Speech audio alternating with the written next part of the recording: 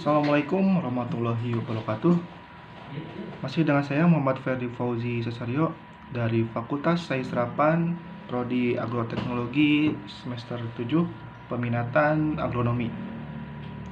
Di sini saya akan mereview materi yang sebelumnya telah disampaikan oleh Bapak Dr. Muhammad Rendy Arhidayandi SMH, masih tentang Undang-Undang Republik Indonesia Nomor 5 Tahun 1960 tentang peraturan dasar pokok-pokok agraria, yang dimana pada bagian ini yang akan kita bahas tentang hak guna bangunan.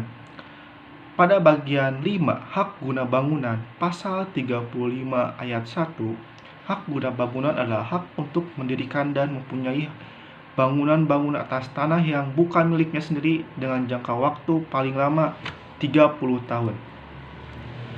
Pada ayat 2, atas permintaan pemegang hak dan dengan mengingat keperluan serta keadaan bangunan-bangunannya, jangka waktu tersebut dalam ayat 1 dapat diperpanjang dengan waktu paling lama 20 tahun. Dan ayat ketiga, hak guna bangunan dapat beralih dan dialihkan kepada pihak yang lain. Adapun yang dapat mempunyai hak guna bangunan tertuang dalam pasal 36 ayat 1 poin A, di mana yang berbunyi warga negara Indonesia. Poin B, badan hukum yang didirikan menurut hukum Indonesia yang berkedudukan di Indonesia.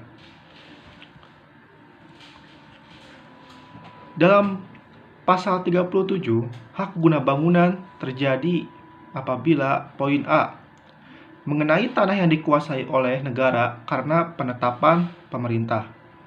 Poin B, mengenai tanah milik karena perjanjian yang dibentuk otentik antara pemilik tanah yang bersangkutan dengan pihak yang akan memperoleh hak guna bangunan itu yang bermaksud menimbulkan hak tersebut.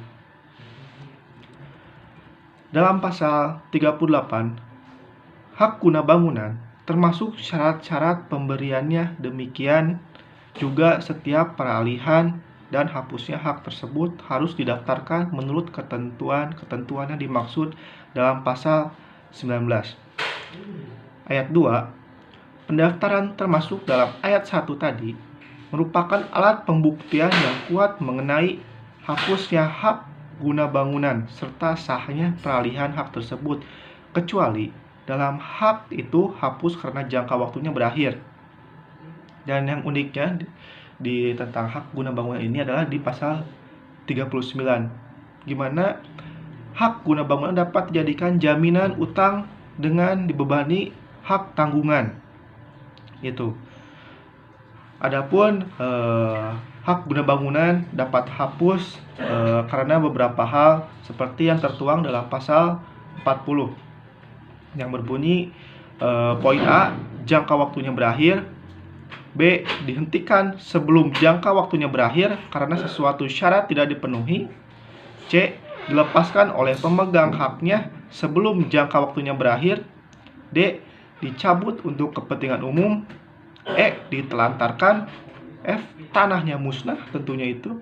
Dan yang terakhir, ketentuan dalam pasal 36 ayat 2.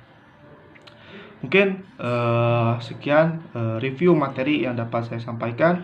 Mohon maaf apabila banyak kekurangan. Wassalamualaikum warahmatullahi wabarakatuh.